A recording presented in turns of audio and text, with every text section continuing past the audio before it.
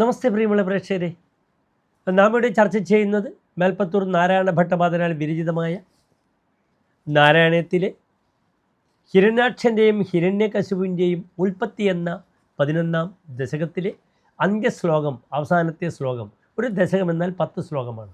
10ാമത്തെ ശ്ലോകമാണ് നാം ഇവിടെ ചർച്ച ചെയ്യുന്നത്. എൻ്റെ പ്രിയപ്പെട്ട പ്രേക്ഷകർ, ശ്ലോകം ശ്രദ്ധിക്കുക.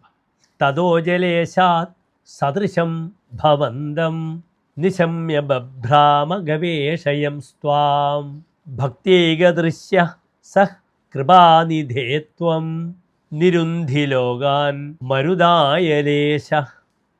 ഇനി പ്രസ്തുത ശ്ലോകത്തിൻ്റെ പദച്ഛേദം ശ്രദ്ധിക്കുക. തതഃ ജലേസാത് സദൃശം ഭവന്തം നിശമ്യ ബഭ്രാമ ഗവേഷയൻ ത്വാം ഭക്തൈകദൃശ്യ സഹ കൃപാനിധേ ത്വം നിരുന്ധി ലോകാൻ മരുദായ ലേശ. അടുത്തതായി പ്രസ്തുത ശ്ലോകത്തിൻ്റെ അന്വയം നാം ചർച്ച ചെയ്യുന്നു, ശ്രദ്ധിക്കുക. തതഃ ജലേശാത് ഭവന്തം സദൃശം നിശമ്യ ത്വാം ഗവേഷയൻ ബഭ്രാമ ഹേ കൃപാനിധേ മരുദാലയേശ ഭക്തൈകദൃശ്യ സഹ ത്വം രോഗാൻ നിരുന്ധി.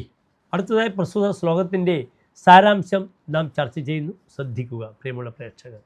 യുദ്ധത്തിനായി ഓടി നടന്ന ഭൂമിദേവിയെ സമുദ്രത്തിലേക്ക് താഴ്ത്തിയ ഹിരണ്യാക്ഷൻ കോപമടക്കാനാവാതെ വരുണൻ്റെ സന്നിധിയിൽ എത്തിച്ചേർന്നു. യുദ്ധത്തിനായി ഹിരണ്യാക്ഷന് തുല്യനായ ശത്രു താനല്ല, മഹാവിഷ്ണുവാണ് എന്ന് വരുണനാൽ പറയപ്പെട്ട കോപാന്ധനായ ഹിരണ്യാക്ഷൻ അങ്ങയെ തിരഞ്ഞു സഞ്ചരിച്ചു. പക്ഷെ കണ്ടെത്താനായില്ല. അങ്ങ് ഭക്തർക്ക് മാത്രം ദർശനീയനാണല്ലോ. അങ്ങനെയുള്ള കൃപാനിധിയായ ഗുരുവായൂരപ്പ ഭഗവാനെ എന്നെ രോഗത്തിൽ നിന്നും മോചിപ്പിച്ചാൽ. ഇതാകുന്നു പ്രസ്തുത ശ്ലോകത്തിൻ്റെ സാരാംശം. നമസ്തേ.